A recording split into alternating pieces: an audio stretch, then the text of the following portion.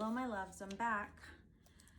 Chapter 28 and 29, since 28 is really short. When we last read chapter 27, Sal was talking about Phoebe to Graham and Gramps and telling them how maybe she could tell Phoebe that her mother's leaving had nothing to do with her. And she came to the realization that maybe her own mother's leaving had nothing to do with her as well. So it was another one of those times where Sal's story and Phoebe's story intersected. So here we go. Chapter 28, The Black Hills. When we saw the first sign for the Black Hills, the whispers changed and once again commanded, "Rush, hurry, rush." We had spent too long in South Dakota. There were only 2 days left and a long way to go. "Maybe we should skip the Black Hills," I said. "What?" Gramps said. "Skip the Black Hills? Skip Mount Rushmore? We can't do that." "But today's the 18th. It's the 5th day." "Do we have a deadline someone didn't tell me about?" Gramp asked. "Heck, we've got all the time in the..." Graham gave him a look. "I've just got to see these Black Hills, Chickabiddy," Gramps said. "We'll be quick about it." The whispers walloped me. Rush, rush, rush. I knew we wouldn't make it to Idaho in time. I thought about sneaking off while Graham and Grams were looking at the Black Hills. Maybe I could hitch a ride with someone who drove fast, but the thought of someone speeding, careening around curves, especially the snaking curves down into Lewiston, Idaho, which I had heard so much about, when I thought about that, it made me dizzy and sick. "Heck," Gramps said, "I ought to turn this wheel over to you, Chickabiddy. All this driving is making me as crazy as a loon." He was only joking, but he did know that I could drive because he had taught me to drive. He taught me to drive his old pickup truck when I was 11. We used to ride around on the dirt roads on their farm. I drove and he smoked his pipe and told me stories. He had said, "You're a hell of a driver, Chickabiddy, but don't you tell your mama I taught you. She'd thrash me half to death." I would have too. You don't teach an 11-year-old to drive. It's not safe. I used to love to drive that old green pickup truck. I dreamed about turning 16 and getting my license. But then when Mama left, something happened to me. I became afraid of things I had never been afraid of, and driving was one of these things. I didn't even like to ride in cars, let alone drive the truck. The Black Hills were not really black. Pines covered the hills, and maybe at dusk they looked black. But when we saw them at midday, they were dark green. It was an eerie sight, all those rolling dark hills. A cool wind blew down through the pines, and the trees swished secrets among them. My mother had always wanted to see the Black Hills. It was one of the sights that she was most looking forward to on her trip. She used to tell me about the Black Hills, which were sacred to the Sioux Indians. It was their holy land, but white settlers had taken it as their own. The Sioux are still fighting for their land. I half expected a Sioux to stop our car from entering, and the thing is, I would have been on their side. I would have said, "Take it, it's yours." We drove through the Black Hills to Mount Rushmore. At first, we didn't think we were in the right place, but then, jing bang, right in front of us, it was there. High up on a cliff face were the 60-foot tall faces of Washington, Jefferson, Lincoln, and Teddy Roosevelt, carved right into the rock, staring somberly down at us. It was fine seeing the presidents. I've got nothing against the presidents, but you'd think that the Sioux would be mighty sad to have those white faces carved into their sacred hill. I bet my mother was upset when she saw them, and I wondered why whoever carved them couldn't have put a couple of Indians up there too. Graham and Gramps seemed disappointed as well. Graham didn't even want to get out of the car, so we didn't stay long. Gramps said, I've had enough of South Dakota. How about you, Chickabiddy? How about you, Gooseberry? Let's get a move on. By late afternoon, we were well into Wyoming, and I added up the miles left to go. Maybe we could make it, just maybe. Remember, she wants to get there by her mother's birthday. Then Gramps said, I hope nobody minds if we stop at Yellowstone. It would be a sin to miss Yellowstone. Graham said, is that where Old Faithful is? Oh, I would love to see Old Faithful.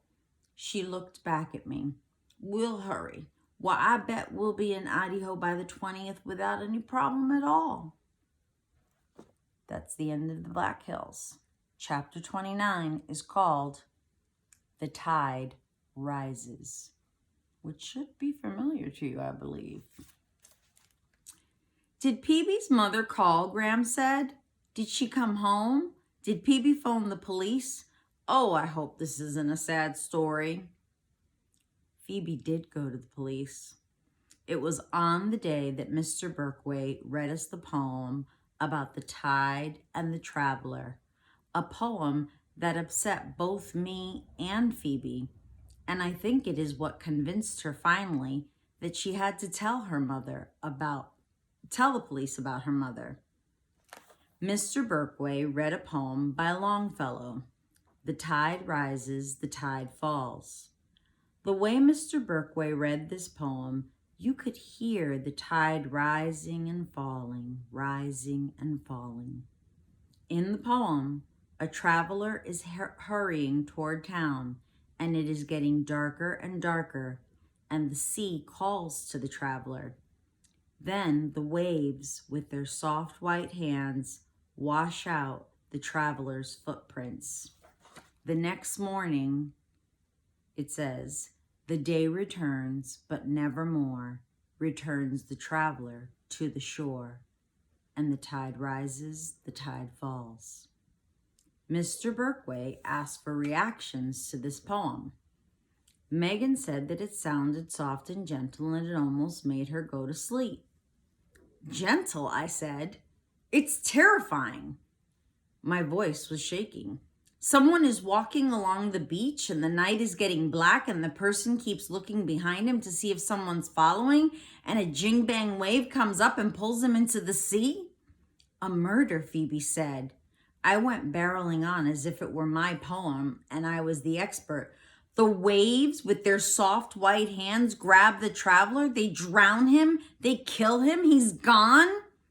Ben said, maybe he didn't drown. Maybe he just died, like normal people die. Phoebe said, he drowned. I said, it isn't normal to die. It isn't normal. It's terrible. Megan said, what about heaven? What about God? Mary Lou said, God, is he in this poem? Ben said, maybe dying could be normal and terrible. When the bell rang, I raced out of the room. Phoebe grabbed me.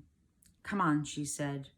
From her locker, she took the evidence she had brought from home, and we both ran the 6 blocks to the police station. I'm not exactly sure why I went along with Phoebe. Maybe it was because of that poem about the traveler, or maybe it was because I had begun to believe in the lunatic, or maybe it was because Phoebe was taking some action and I admired her for it.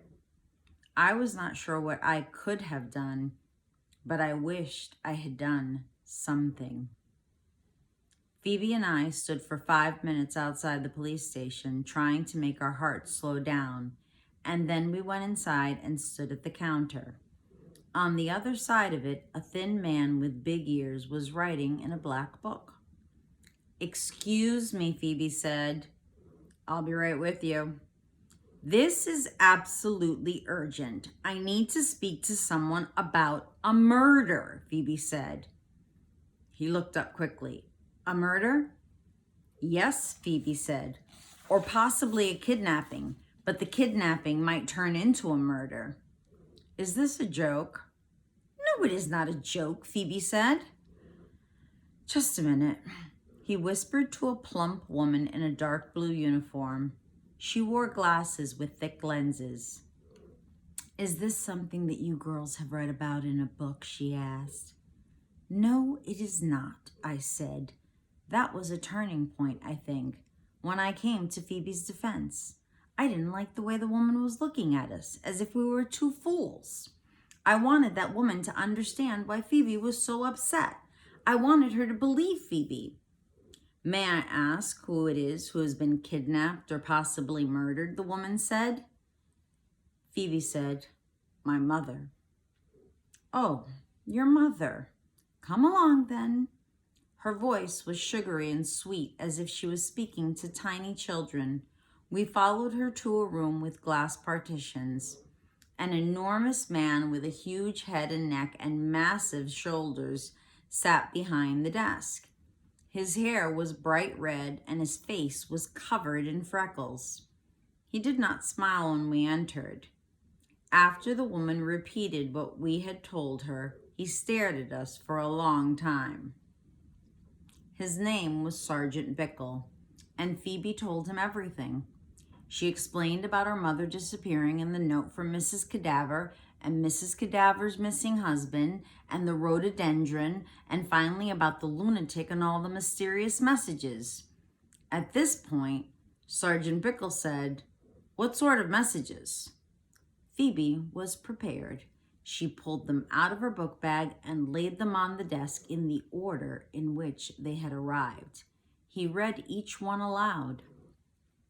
Don't judge a man until you've walked 2 moons in his moccasins. Everyone has his own agenda. In the course of a lifetime, what does it matter? You can't keep the birds of sadness from flying over your head, but you can keep them from nesting in your hair.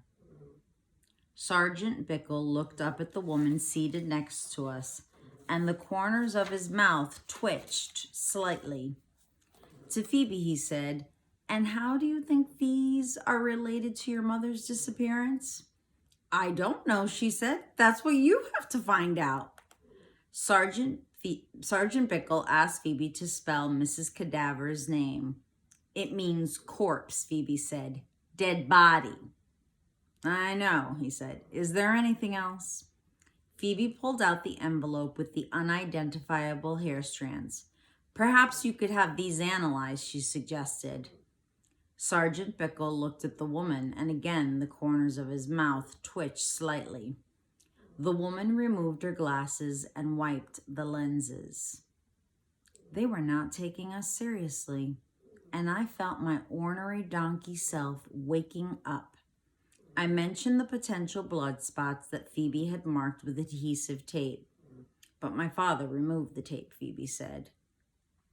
Sergeant Bickle said, I wonder if you would excuse me for a few minutes. He asked the woman to stay with us, and he left the room.